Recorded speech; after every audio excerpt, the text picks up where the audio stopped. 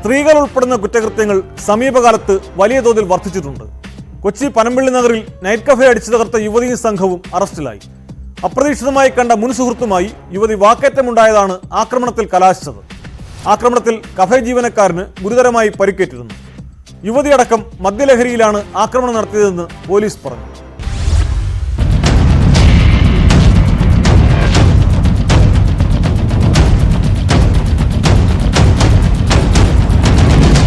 Panampilly Nagar shopping കോംപ്ലക്സിലെ sapiens കഫറ്റീരിയയിൽ ആയുധങ്ങളുമായി എത്തിയാണ് സംഘം അക്രമം അഴിച്ചുവിട്ടത്. കോട്ടയം ചങ്ങനാശ്ശേരി സ്വദേശികളായ ലീന, ആദർശ് സേവ്യ, ഇടുക്കി കട്ടപ്പന സ്വദേശി ജെനിറ്റ്, വയനാട് കൽപ്പറ്റ സ്വദേശി മുഹമ്മദ് സിനാൻ എന്നിവരാണ് സൌത്ത് പോലീസിന്റെ പിടിയിലായത്. കണ്ടാലറിയാവുന്ന 4 പേർക്കെതിരെ കേസുമെടുത്തിട്ടുണ്ട്.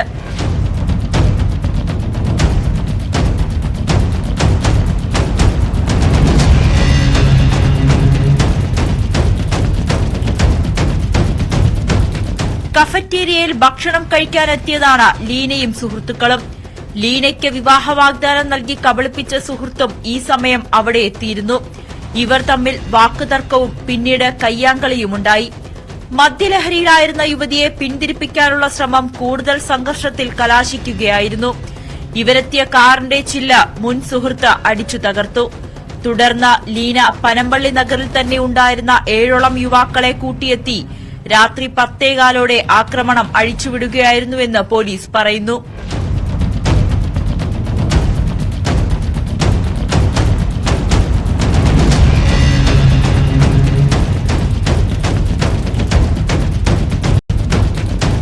ബേസ്ബോൾ ബാറ്റ്, ഇരുമ്പുവടി എന്നിവ ഉപയോഗിച്ചുള്ള അടിയേറ്റ് കടയുടമ ഫോർട്ട് കൊച്ചി സ്വദേശി അമനഷ്കറിനും പാർട്ട്ണർക്കും സുഹൃത്തിനും 2 ജീവനക്കാർക്കും പരിക്കേറ്റു.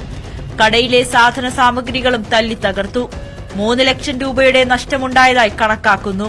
സ്ഥലത്തെത്തിയ സൌത്ത് പോലീസ് ലീന ഉൾപ്പെടെ 4 പേരെ പിടികൂടി. മറ്റുള്ളവർ കടന്നുകളഞ്ഞു. കോടതിയിൽ ഹാജരാക്കിയ പ്രതികളെ റിമാൻഡ് ചെയ്തു.